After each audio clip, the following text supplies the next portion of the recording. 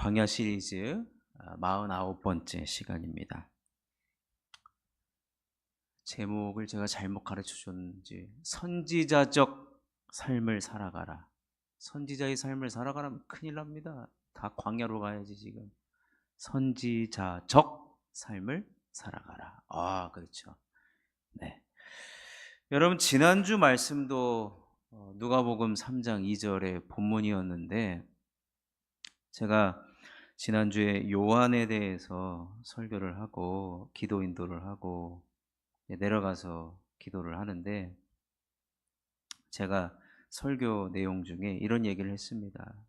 요한이 제사장 가문 출신이잖아요. 그런데 하나님의 말씀이 임하고 광야에서 외치는 자의 소리로 살아가는 선지자의 삶을 살아갔습니다. 그러면서 요한이 받을 상급 이미 받았겠죠. 천국에서. 우리가 그거 생각하고 우리도 요한이 살아갔던 삶을 함께 살아갔으면 좋겠다. 그 기도를 이제 하고 있는데요. 하나님께서 저에게 두 사람을 생각나게 해주셨어요. 그래서 오늘은 지난주 금요일 날 기도 시간에 완성된 설교일 뿐만 아니라 오늘 설교는 대부분 간증이 되겠습니다. 하나님께서 두 사람을 왜 생각나게 해주셨는가 곰곰이 생각을 해보니까 그 두 사람이 선지자적 삶을 살아가고 있을 뿐만 아니라 지금 살아가고 있는 현재 상급이 우리가 죽어서 천하라 갔을 때만 주어지는 게 아님을 저에게 주시는 저는 사인으로 알고 그래서 오늘 이 말씀을 전하고자 합니다. 여러분 예수님께서 세례 요한을 보고 뭐라고 말씀하신지 아십니까? 여자가 낳은 자 중에 가장 큰 이다라고 그랬어요. 이 말씀을 하신 이유는 그의 선지자적 삶을 보시고 말씀한 겁니다. 그의 끝 죽음이 참 아름답지를 못했어요. 여러분 누구나 다 아름다운 죽음을 원합니다. 그런데 원치 않는 죽음을 당했지만 예수님께서 요한더러 여자가 낳은 자 중에 가장 큰 이다. 그 칭송을 받았어요. 최고의 축복입니다. 최고의 축복. 따라서 여러분 우리가 예수를 믿으면서 제사장처럼 예수를 믿을 수도 있고 선지자처럼 예수를 믿을 수 있는데 세례 요한 그리고 앞으로 이제 광야 시리즈를 통해서 세례 요한의 지금 광야 그다음에 우리 예수님의 광야 이제 바울의 광야까지 살펴보려고 합니다. 만 이들의 삶은 전부 다 선지자적인 삶이었습니다. 선지자적인 삶을 살아갈 때 지금 현재에도 하나님께서 그 모든 것을 보시고 보상해 주신다라는 것을 오늘 말씀드리려고 하는 것입니다. 제가 떠오른 두 명의 인물 중에 첫 번째 인물은 우리 이도선 장로님이십니다. 이도선 장로님. 여러분 이도선 장로님 지금 제가 기억이 좀 가물가물한데 아마 작년에 이사를 하셨어요. 작년에 여기 세종 빌리지에 사시다가 이쪽 건너편에 아크로벳으로 이사를 하셨는데 그 이사한 날이 눈이 엄청 오는 날이었어요. 하여튼간에 근데 이사를 하셨어요. 근데 다 이사하시고 저에게 전화를 주셔서 뭐라고 말씀하셨냐면 목사님 하나님께 받은 은혜가 너무 큽니다.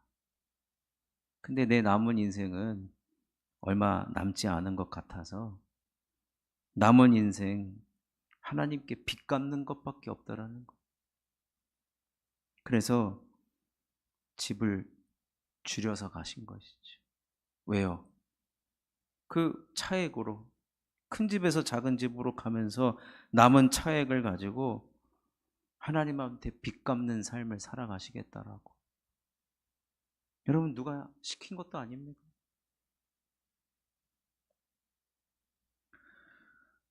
누가 봐도 자발적인 선지자적 삶을 살아가신 거죠.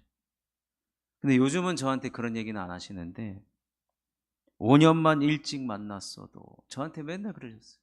5년만 일찍 만났어도 저보고 매번 연락 주실 때마다 좋은 일 생길 거라 힘내라고. 근데 이것을 말로만 하시는 것이 아니라 정말 장로님 힘 닿는 대로 교회를 섬기시고 하나님을 섬겨 나가고 계십니다.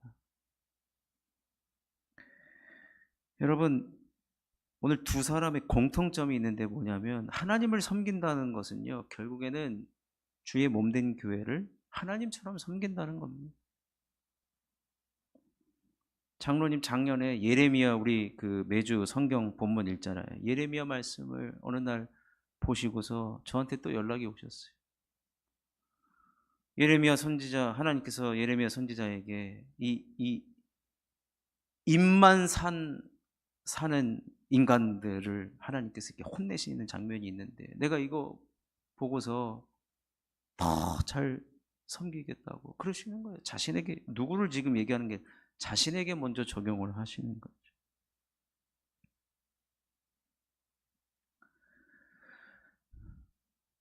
그랬는데 그렇게 해서 지금까지도 너무 아름답게 교회를 섬기고 계십니다. 그러다가 지난 4월이었죠. 저 그때 수련회 목회자, 수련회 강원도 있었는데 연락이 온 거예요. 도착해서 이제 점심 먹으려고 하는데 전화가 온 거예요. 장로님 입원해가지고 지금 수술해야 된다. 그때부터 제가 무슨 수련회를 어떻게 하겠습니까? 그런데 참 가서 기도해드리고 또 이번에 큰 따님에게 말씀을 듣고 보니, 물론 그 당시에도 그랬지만 여러분 고관절이 부러졌는데 옛날에 그 엿가락 아시죠? 엿가락 똑 부러지듯이 똑 부러져가지고 으스러지지도 않고 그냥 똑 부러진 거예요. 근데 또 그 의사가 스케줄이 다 2달, 석 달 밀려 있는 의사가 연세도 많으시고 고관절이기 때문에 수술을 어려운데 그래도 해야 되겠다 해가지고 그분이 스케줄을 다 빼고 입원한 다음 날 수술을 한 거예요. 수술도 너무 근데 장로 연세가 지금 95세입니다, 여러분. 매번 얘기하세요. 30대 때 맹장 이후로 처음 입원하고 수술하는 거라고. 그런데 수술을 하시는데 더 큰 문제가 사실 생겼어요. 심장이 지금 멈춰도 이상하지 않을 정도의 지금 상태라는 거예요.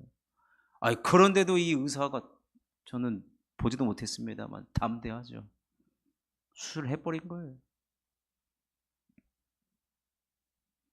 그리고 나서 요양병원도 다 자리가 한 자리 딱 비고 그곳에 가서 열심히 또 재활도 하시고, 그래서 지난주에 걸어서 오신 거 아닙니까? 걸어서 오신. 여러분 시편 20편에 뭐 다윗이 쓴 시가 나오는데요. 다윗이 그때 왕이 되고 나서 전쟁을 하게 됩니다. 근데 여러분 전쟁하면 얼마나 많은 사람의 희생이 있습니까? 그때 다윗이 뭐라고 기도한지 아십니까? 하나님, 저의 소재와 번제를 기억하여 달라고. 그 말은 뭐예요? 다윗도 선지자적 삶을 살아간 겁니다. 하나님, 제가 주님께 드렸던 모든 예배와 저의 헌신을 기억하셔서 이 어려울 때 저를 좀 도와달라고. 여러분 제가 지난주에 이야기했지만 이 따님의 얘기예요. 저기 장로님 큰 따님의 얘기. 100명 중 1명 살아나오는데 고관절 수술하고 80대 이상은 100명 중에 1명이라는 거예요. 1%의 기적이 벌어지는 것이죠.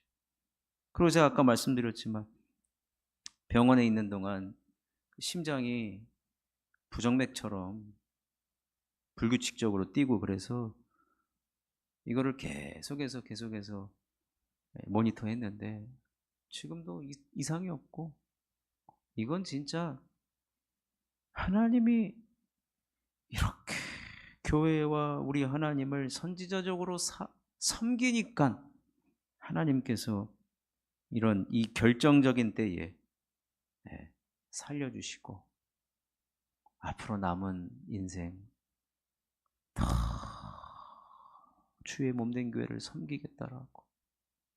얼마나 여러분 아름다운 이야기입니까?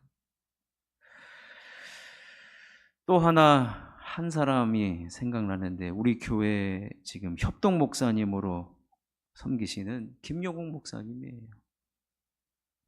제가 언제 한번 얘기를 드린 적이 있을 텐데 우리 교회에 한 3번 설교하러 오셨는데 오셨을 때마다 너무 좋은 일이 생기는 거예요. 그래서 우리 교회 맨날 오고 싶다는 거예요. 근데 제가 첫 번째 들었을 때는 너무 신기하고 두 번째 들었을 때는 진짜 감동인데 세 번째는 약간 좀 뭐라 그럴까요? 저도 욕심이 나더라고요. 처음에 우리 교회 설교를 제가 부탁을 하고 협동 목사님으로 섬기게 된 후에 아마 그 1월 둘째 주에 있는 재직 헌신 예배였습니다. 근데 우리 교회 오고 나서 벌어진 일이 뭐냐면 이분이 지금 섬기는 교회가 없었어요.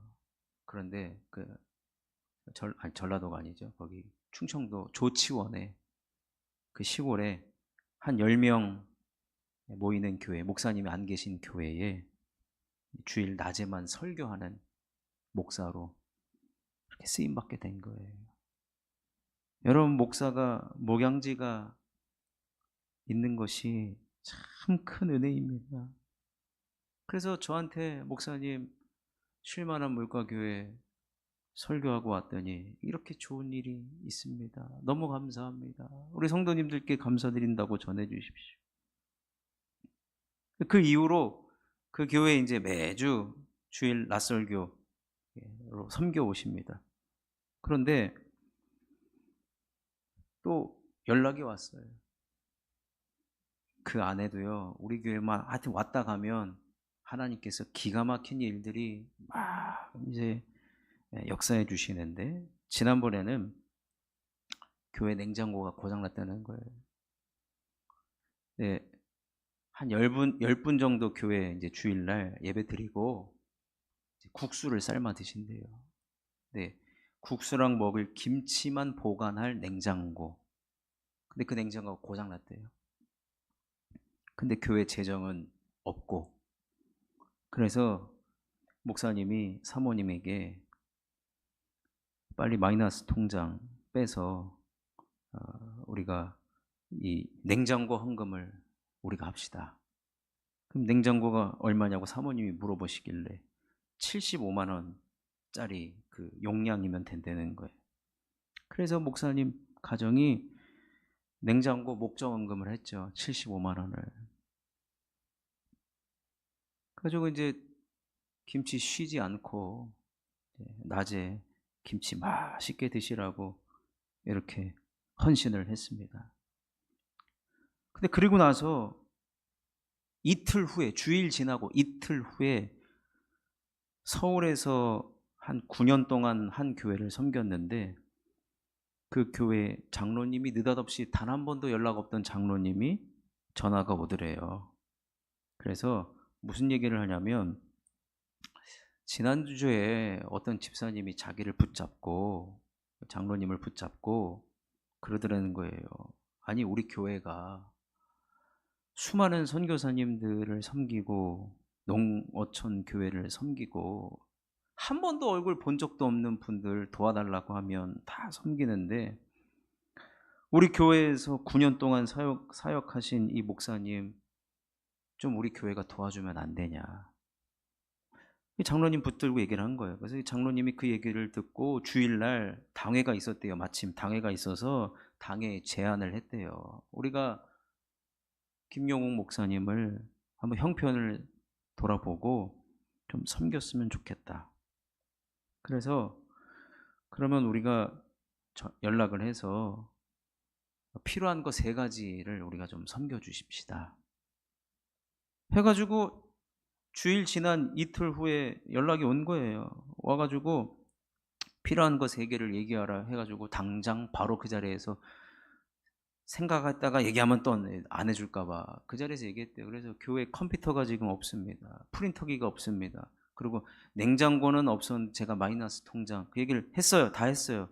그랬더니 그 장로님이 들으시고 그럼 내가 당회에다가 얘기를 해서 결정되는 대로 해결해 드리겠습니다. 해가지고 교회에서 컴퓨터하고 프린터기는 사서 교회로 보냈고요.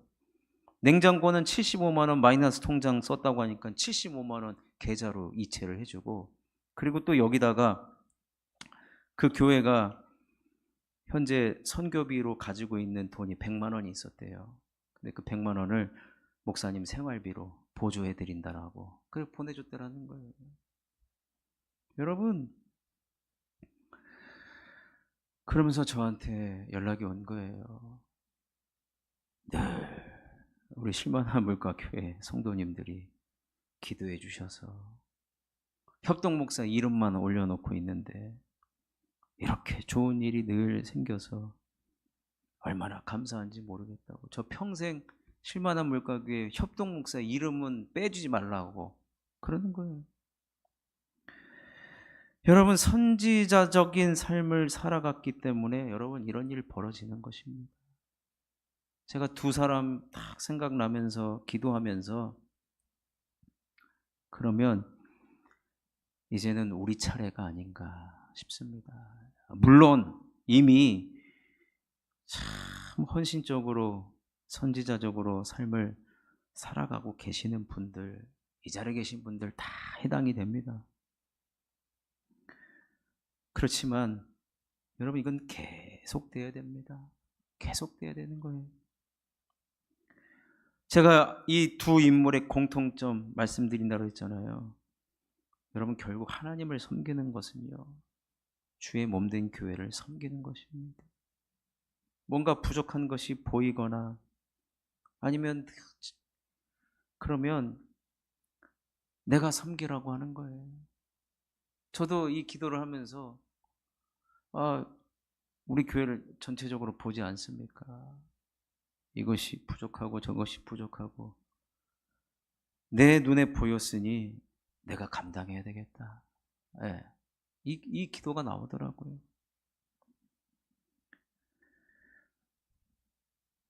하나님께서 선지자적 삶을 살아가는 자에게 현재적인 삶의 보상이 충분히 여러분 주어진다는 것을 여러분 꼭 기억하십시오. 미래적인 것으로만 나타나는 것이 아니라 지금 당장 역사해 주시는 하나님의 크고 놀라운 일하심의 역사인 것입니다.